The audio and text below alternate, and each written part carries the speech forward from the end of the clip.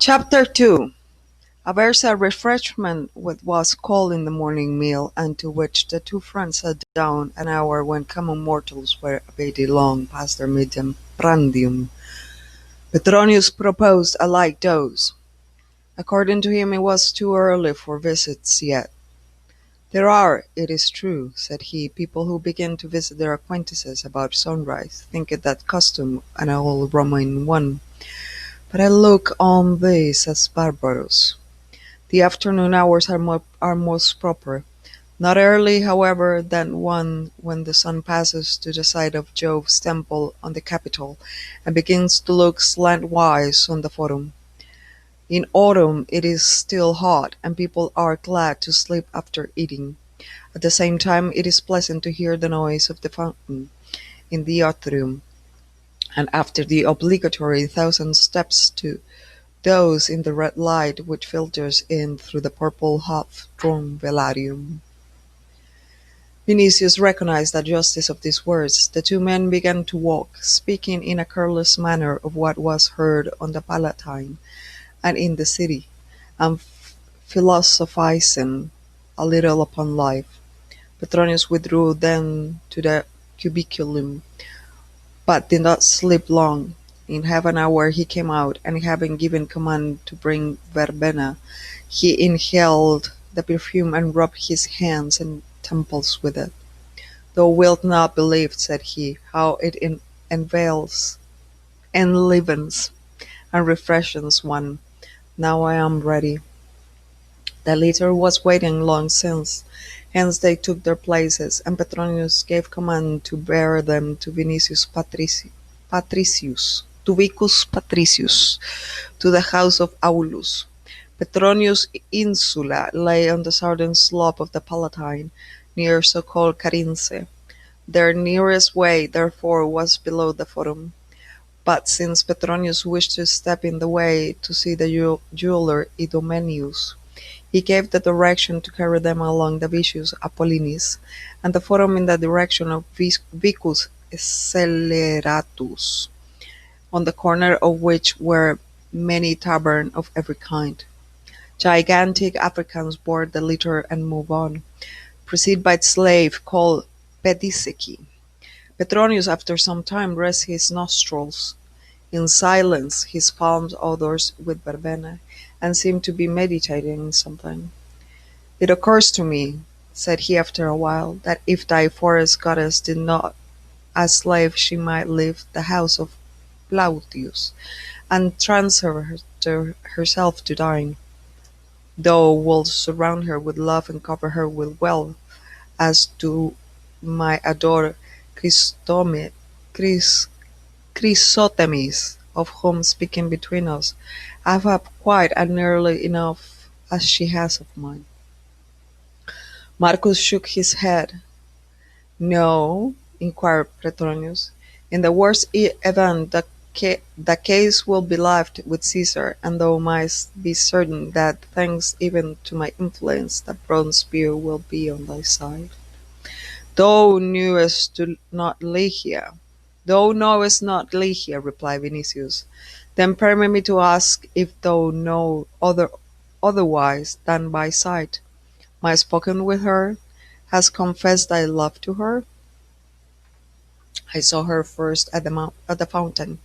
Since then I have met her twice. Remember that during my stay in the house of Aulus I dwelt in a separate villa, intended for guests, and having a disjointed arm I could not sit at the common table. Only on the eve of the day for which I announced my departure I did meet Lygia at supper, but I could not say a word to her. I listened to Aulus and his account of victories gained by him in Britain, and then of the fall of some statues in Italy, which Licinius Stolo strove to prevent. In general, I do not know whether Aulus will be able to speak of aught else, and do not think that we shall escape this history unless it be thy wish to hear about the effeminacy of these days. They have pheasants in their preserves, but they do not eat them. setting out from the principle that every pheasant eaten brings nearer the end of Roman power. I met her a second time in the garden cistern, with a freshly plucked reed in her hand, the top of which she dipped in the water and sprinkled the irises growing round. Look at my knees. By the shield of Hercules, I tell thee that they did not tremble when clouds of parchment advanced on our manifolds with holes, and but they trembled before the cistern. And confused as a youth who still wears a bulla on his neck, I merely begged pity with my eyes, not being able to utter a word for a long time. Petronius looked at him as if with a certain envy. Happy man, said he, though the world and life were the worst possible, one thing in them will remain eternally good, youth. After a while he inquired, and hast thou not spoken to her? When I had recovered somewhat, I told her that I was returning from Asia, and that I had disjoined my arm near the city.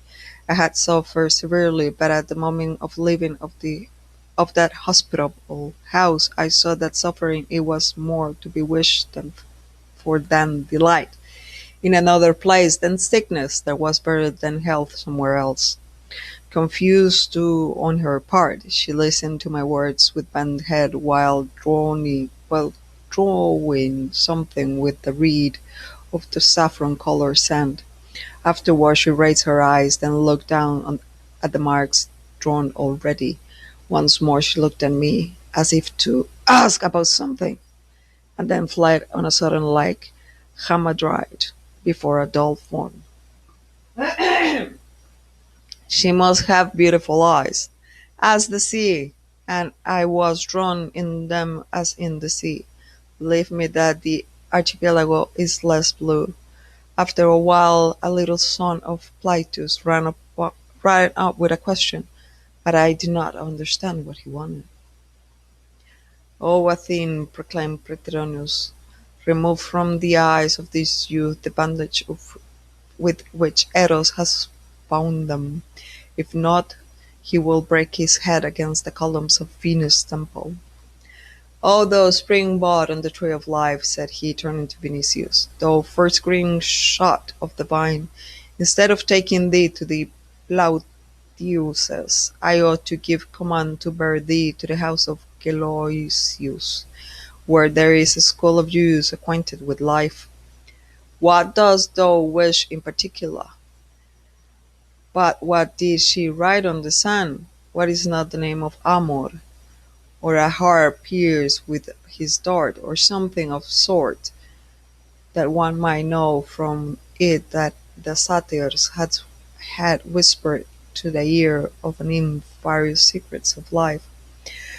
How couldst thou help looking on those marks? "It is longer since I have put on the toga that seems to thee," said Vinicius. And before little Aulus ran up, I looked carefully at those marks, for I know that frequently maidens in Greece and Rome draw on the sand a confession which their lips will not utter. But guess what she drew. If it is other than I suppose, I shall not guess. A fish. What dost thou say? I say a fish. What did I mean? A cold blood is flowing in her veins? So far I don't know, but thou who hast called me a spring bud on the tree of life will be able to understand the signs certainly. Caris means such a thing of Pliny. He knows fish. If all Apicius were alive, he could tell thee something, for in the course of his life he ate more fish than could find place in one time in the Bay of Naples.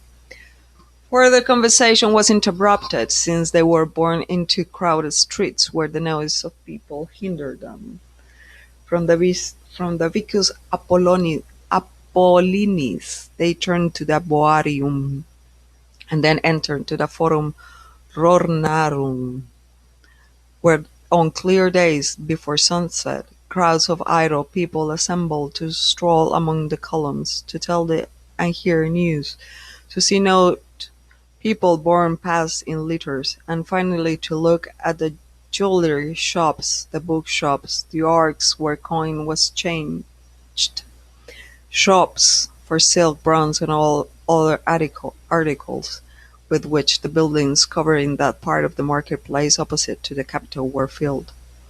One half of the Forum, immediately under the rock of the Capitol, was buried already in shade, but the columns of the temples placed higher seemed golden in the sunshine and the blue.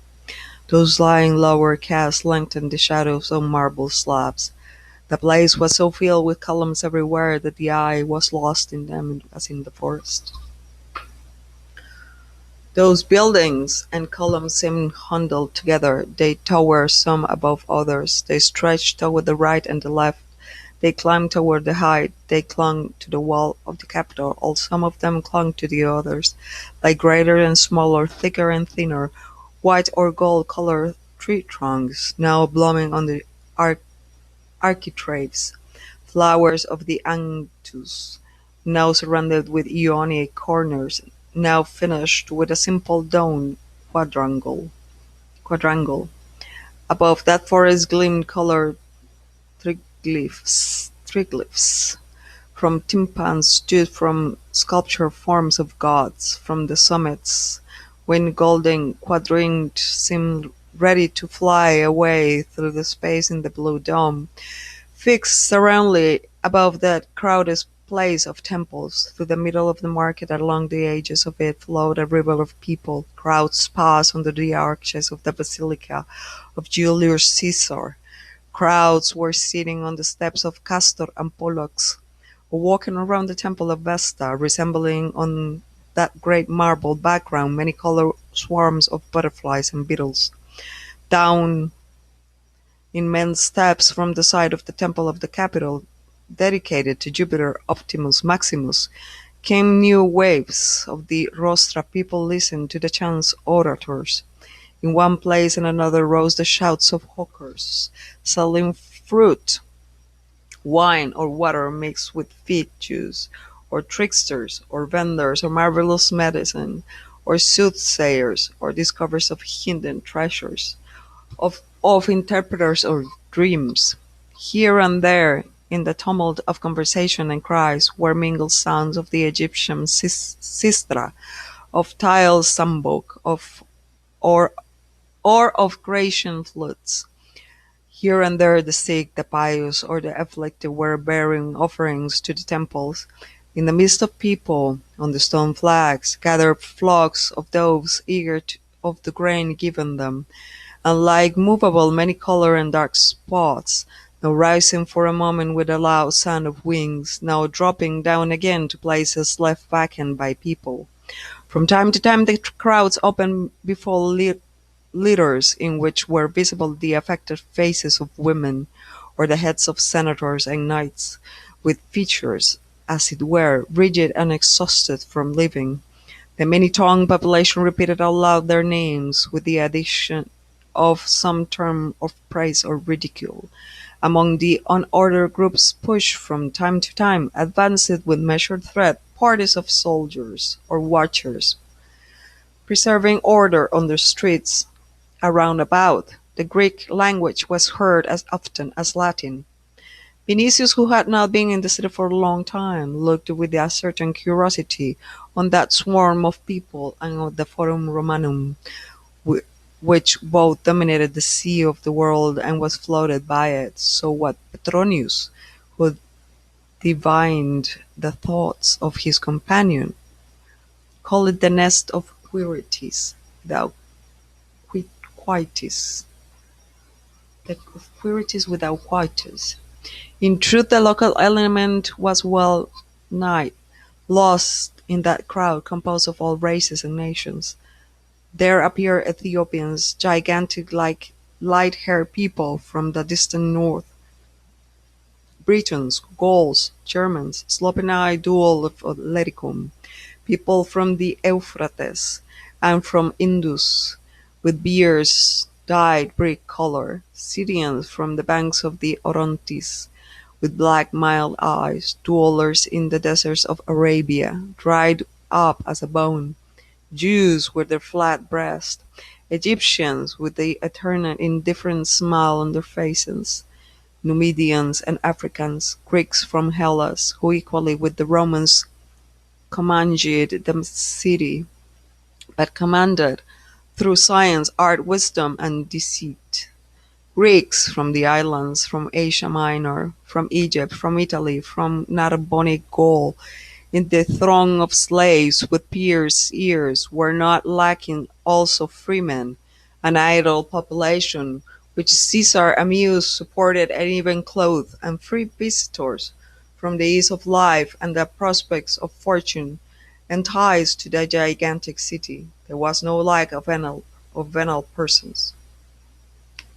They were priests of Serapis, with palm branches in their hands, priests of Isis, to whose altar where offerings were brought, then to the temple of Capitoline Jove, priests of Cybele, bearing in their hands golden ears of rice, and priests of nomad divinities, and dancers of the East with bright head dresses, and dealers in amulets, and snake tamers, and Chaldean seers, and finally people without any occupation whatever, who applied for a grain every week at the storehouses on the Tiber, who fought for lottery tickets to the circus, who spent their nights in rickety houses of districts beyond the Tiber, and sunny and warm days under the covered porticos, and in fall eating houses in the Subura, on the Milvian bridge, or before the Insur of the Great, where from time to time remnants from the tables of slaves were thrown out of them. Petronius was well known to those crowds. Vinicius' ears were struck continually by "He guessed! Here he is!" They loved him for his munificence, and his peculiar popularity increased from time to time when they learned that he had spoken before Caesar in opposition to the sentence of death issued against the whole familia, that is, against all the slaves of the perfect Pedanius Secundus, without distinction of sex or age, because one of them had killed that monster in a moment of despair. Petronius repeated in public, it is true, that it was all one to him, and that he had spoken to Caesar only privately, as arbitrator elegantiarum, whose aesthetic taste was offended by a barbarous slaughter befitting Scythians and not Romans. Nevertheless, people who were indignant because of this slaughter loved Petronius from that moment forth, but he did not care for their love. He remembered that crowd of people had loved also Britannicus, poisoned by Nero, and Agrippa killed at his command, and Octavia smothered in hot steam at the Pandataria, after her veins had been opened previously, and Rubelius Plautus, who had been banished, and Thracia, to whom any morning might bring a death sentence. The love of the mob might be considered rather of ill omen, and the skeptical Petronius was superstitious also. He had twofold contempt for the multitude, as an aristocrat and as an ascetic person, men with odor of roast beans, which they carry on their bosoms, and who besides were eternally hoarse and sweating from playing mora on the street corners and peristyles, did not in his eyes deserve the term human.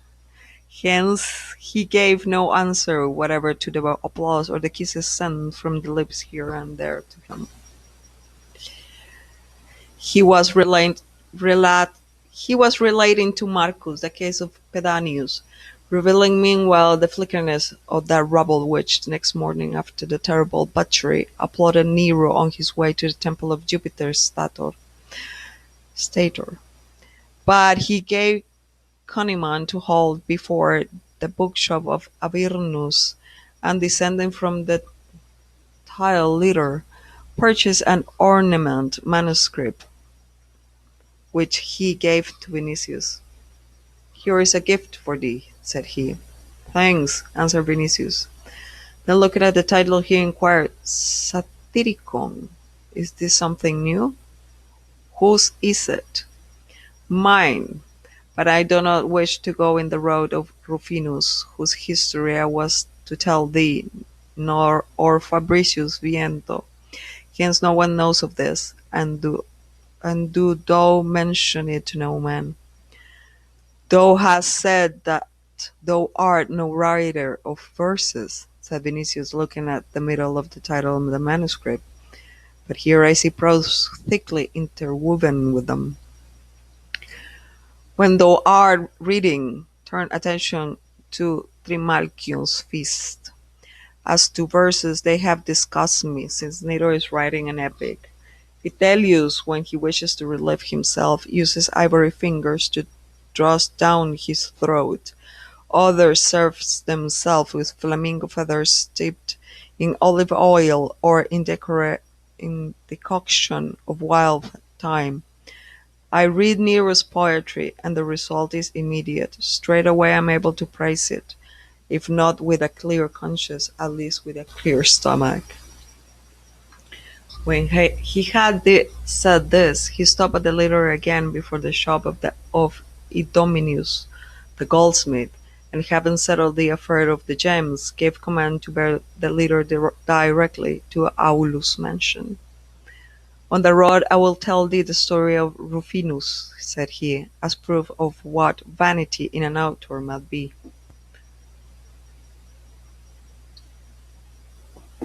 But before he had begun, they turned into Vicius Patricius, and soon found themselves before the dwelling of Aulus.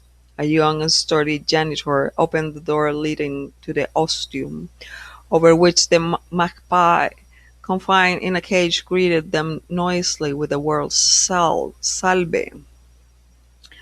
On the way from the second antechamber, called the ostium, to the atrium itself, Vinicius said, "Last notice that tile doorkeepers are without chains."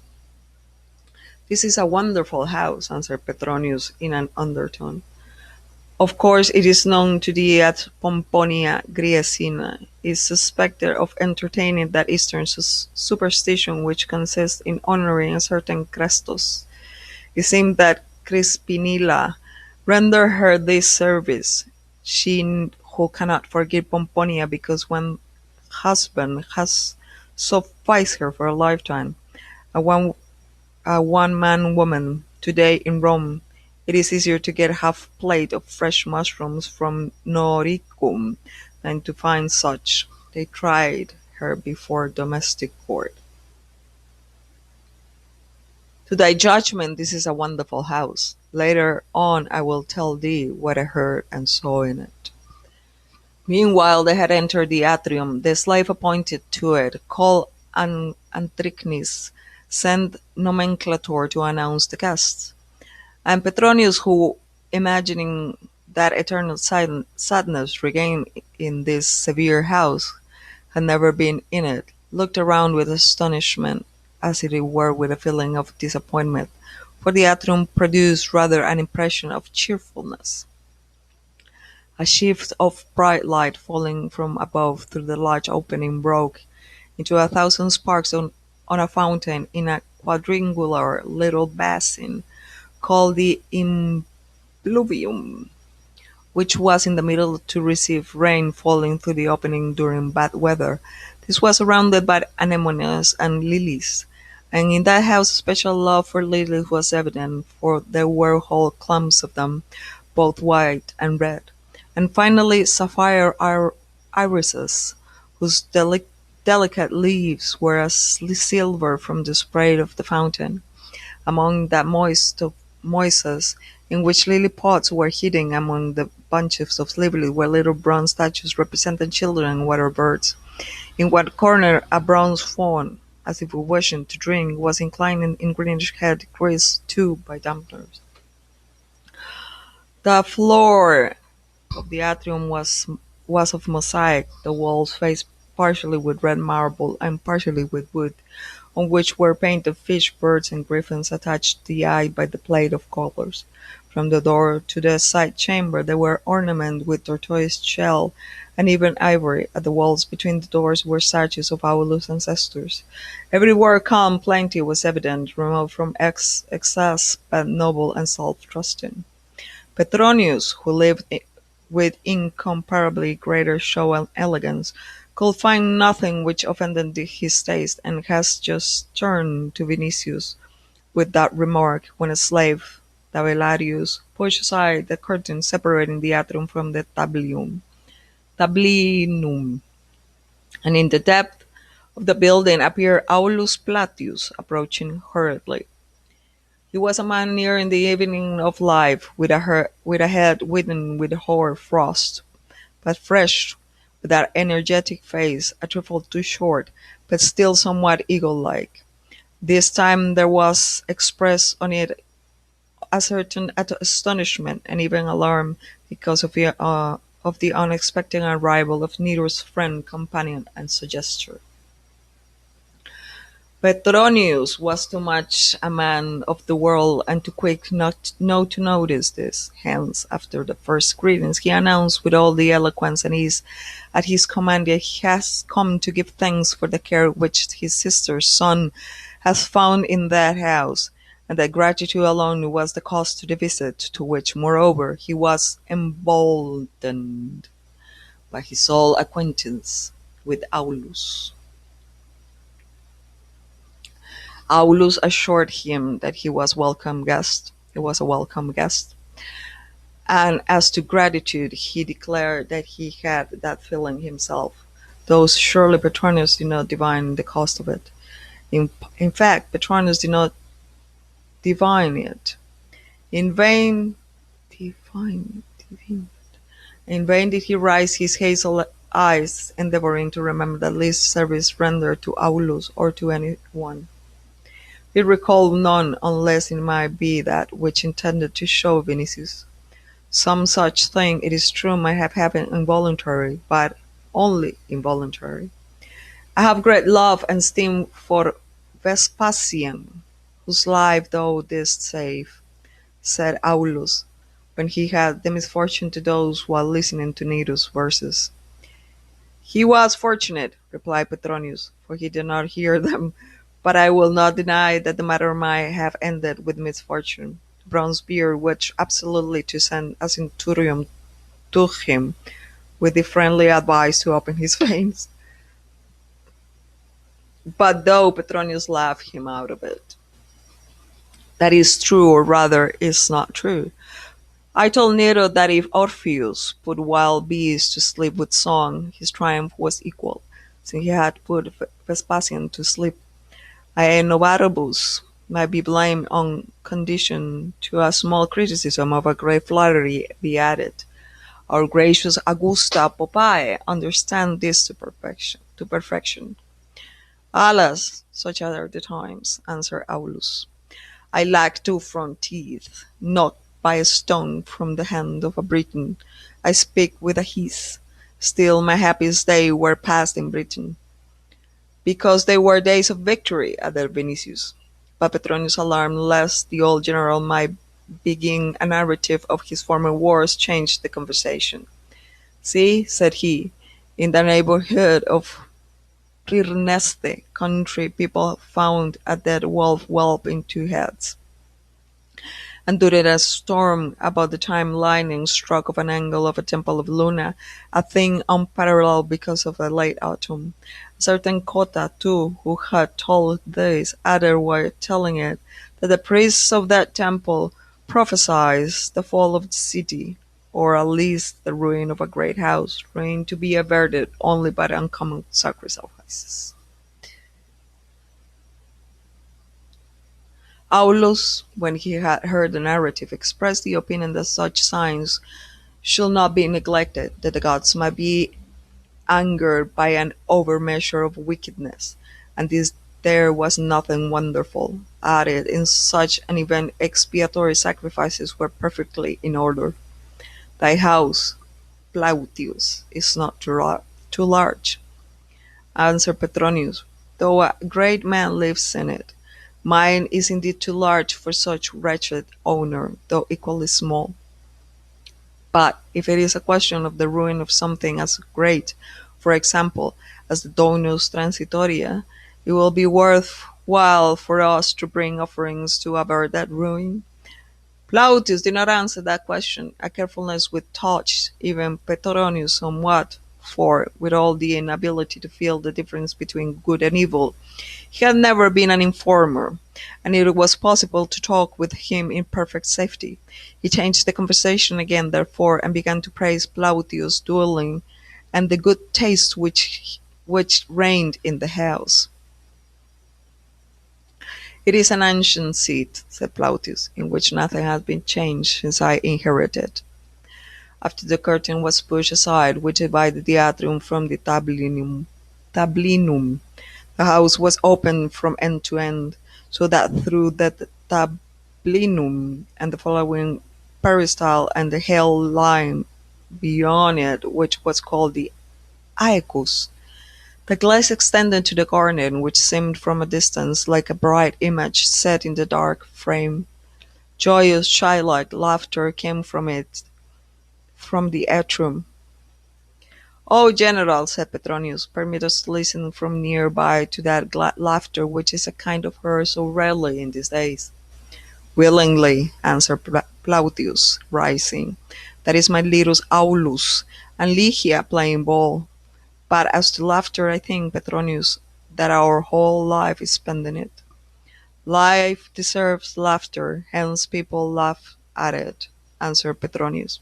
"But laughter here has another sound." "Petronius did not laugh for days in succession," said Vinicius, "but then he laughs entire nights." Thus conversing, they passed through the length of the house, and reached the garden, where Ligia and little Aulus were playing with balls, which the slave, appointed to the game exclusively and called spherits, picked up and placed in their hands. Petronius cast a quick, pacing glance at Ligia. Little Aulus, seeing Vinicius, ran to greet him, but the young tribune, going forward, bent his head before the beautiful maiden, who stood with a bally in her hand, her hair blown apart a little. She was somewhat out of breath and flushed.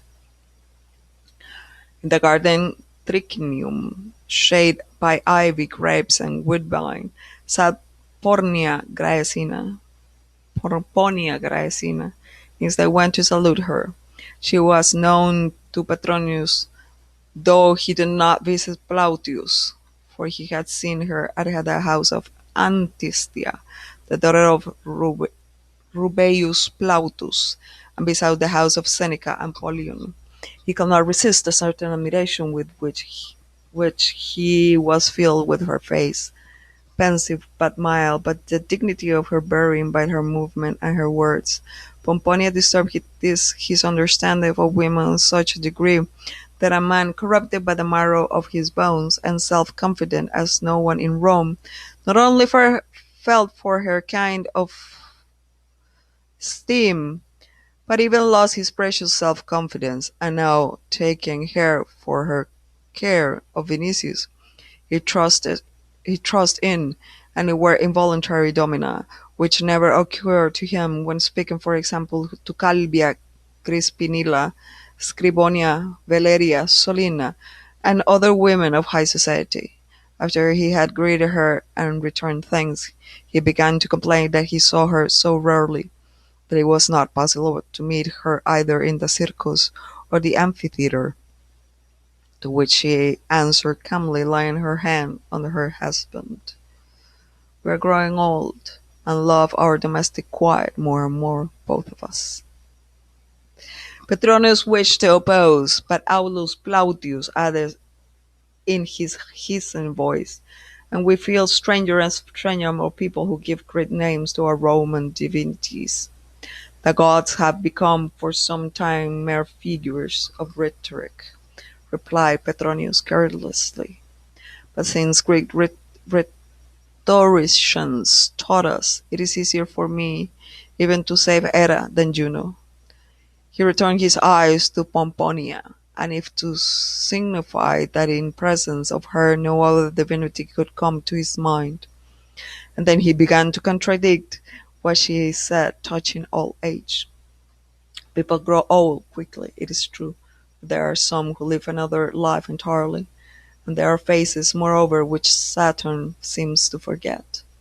Petronius said this with a certain sincerity, even for Pomponia Graecina, though descending from the midday of life, had preserved an uncommon freshness of face, and since she has small head and delicate features, she produced at times, despite her dark robes, despite her solemnity and sadness, the impression of a woman quite young.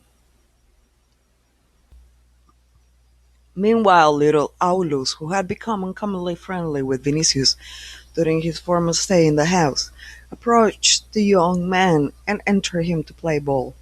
Lygia herself entered the triclinium after the little boy. Under the climbing ivy, with the light quivering on her face, she seemed to Petronius more beautiful than the first glance, and really like some nymph. And he had not spoken on her thus far. He rose, inclined his head, and instead of the usual expressions of greeting, quoted the words with which Ulysses greeted Nausicaa. I supplicate thee, O queen, whether thou art some goddess or a mortal, if thou art one of the daughters of men who dwell on earth, thrice blessed are thy father and the lady mother, and thrice blessed thy brethren. The exquisite politeness of this man of the world pleased even Pomponia. As to Lygia, she listened, confused and flushed, without boldness to raise her eyes. But a wayward smile began to quiver at the corner of her lips, and on her face a struggle was evident between the timidity of a maiden and the wish to answer. But clearly the wish was victorious, for looking quickly at Petronius, she answered him all at once with the words of that same Nausicaa, quoting them at one breath, and a little like lesson learned. Stranger, thou seemst no evil man nor foolish. Then she turned and ran out as a frightened bird runs. This time the turn for astonishment came to Petronius, for he had not expected to hear verses of Ailomer from the lips of a maiden whose barbarian extraction he had heard previously from Vinicius. Hence he looked with an inquiring glance at Pomponia, but she could not give him an answer, for she was looking at the moment with a smile at the pride reflected on the face of her husband. He was not able to conceal that pride. First, he had become attached to Lygia as to his own daughter, and second, in spite of his old Roman prejudice, which commanded him to thunder against Greek and the spread of the language, he considered it as the summit of a social polish. He himself had never been able to learn it well.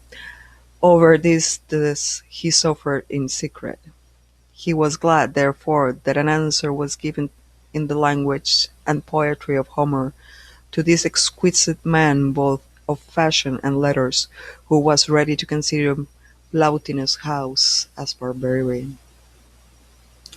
We have in the house a pedagogue, Greek, said he, turning to Petronius, who teaches our boy, and the maiden overhears the lessons. She is a wag-rail yet, but a dear one, to which we have both grown attached. Petronius looked through the branches of woodbine into the garden and the three persons who were playing there. Vinicius had thrown aside his toga, and wearing only his tunic, was striking the ball, which Lygia, standing opposite with raised arm, was trying to catch. The maiden did not make a great impression on Petronius at the first glance.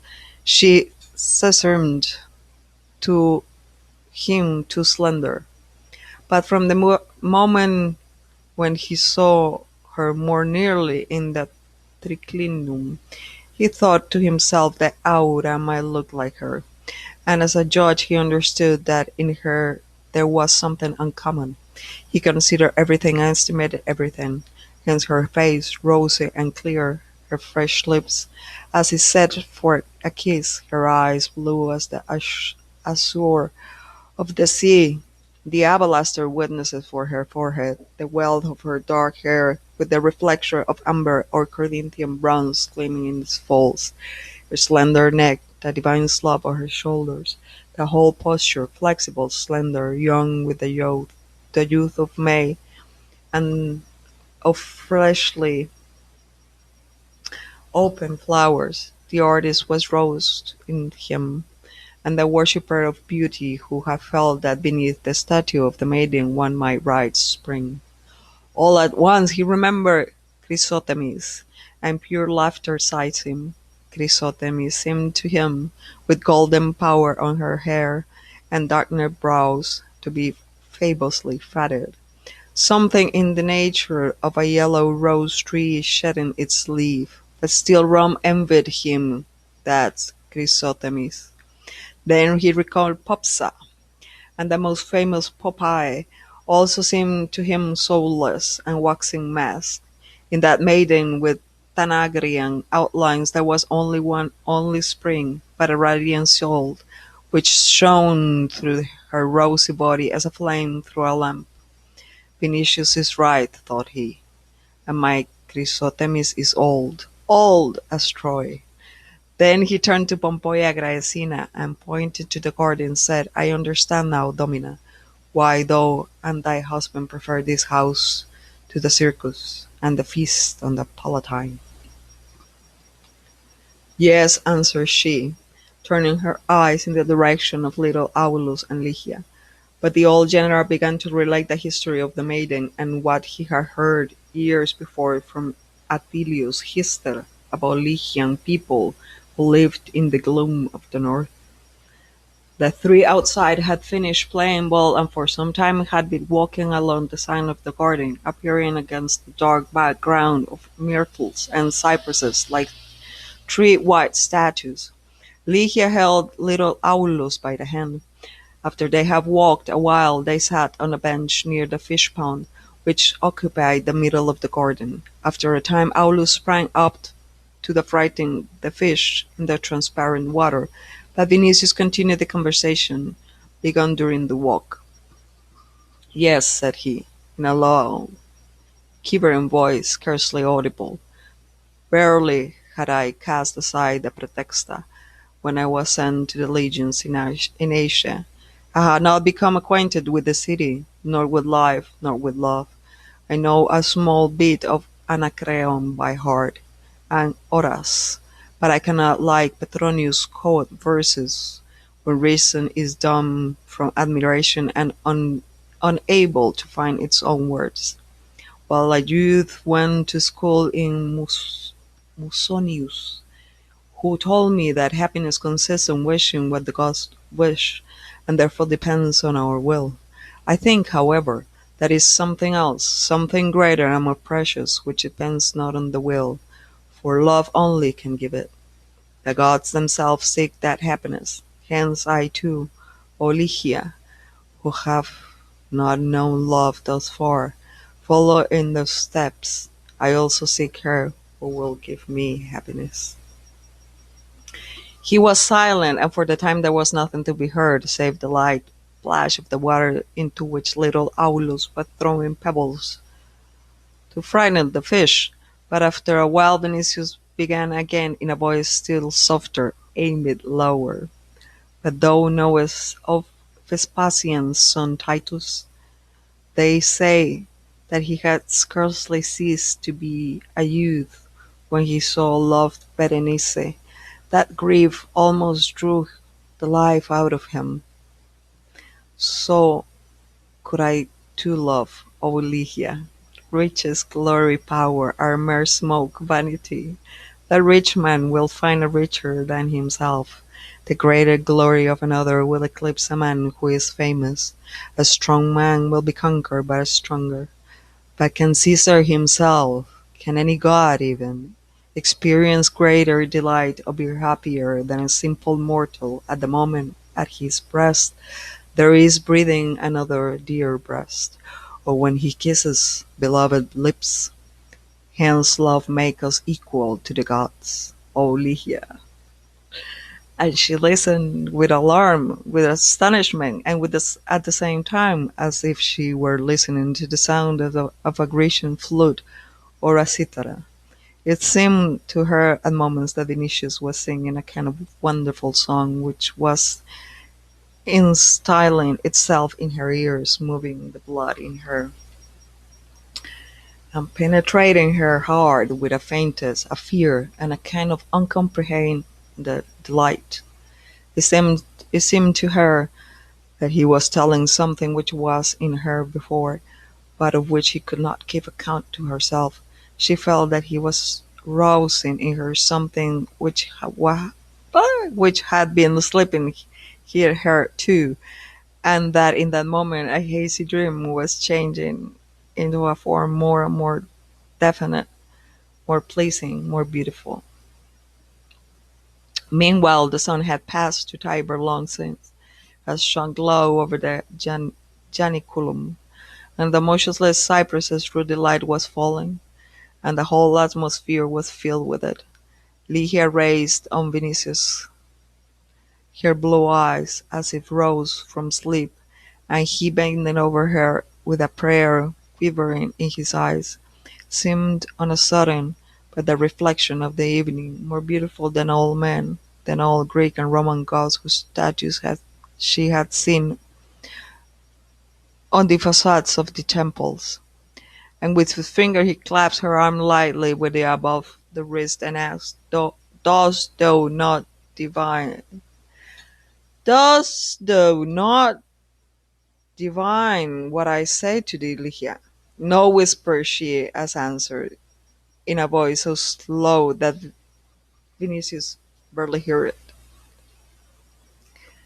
But he did not believe her, and drawing her hand toward him more vigorously he would have drawn it to his heart, which under the influence of desire rose by the marvellous maiden, was beaten like a hammer, and will have addressed burning words to her directly, had not all Aulus appeared on the path, set a frame of myrtles, who said, while approaching them, The sun is setting, so beware of the evening coldness, and do not trifle with Libitina.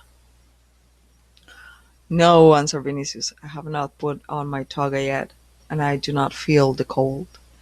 But see, barely half the sun's shield is looking behind the hill. That is the sweet climate of Sicily, where people gather on the square before the sunset and take farewell of despairing Potus with a choral song. And forgetting that, and forgetting at a moment earlier he had warned them against Libitina, he began to tell about Sicily, where he had eaten, where he had estates and large cultivated yields, which he loved. He stated also that it had come to his mind more than once to move to Sicily and live out his life there in quietness. He whose hers winters have widened has oh my god. He whose head winters have whitened has bad enough of hoar frost. Leaves are not falling from the trees yet, and the sky smiles on the city loving. But when the grapevines grow yellow-leaved, when snow falls on the Alban hills, and the gods visit the Campania with piercing wind, who knows but I might remove with my entire household to my quiet country seat? Wouldst thou leave Rome? Inquired Vinicius with a sudden alarm. I have wished to do so this long time, for it is quieter in Sicily and safer.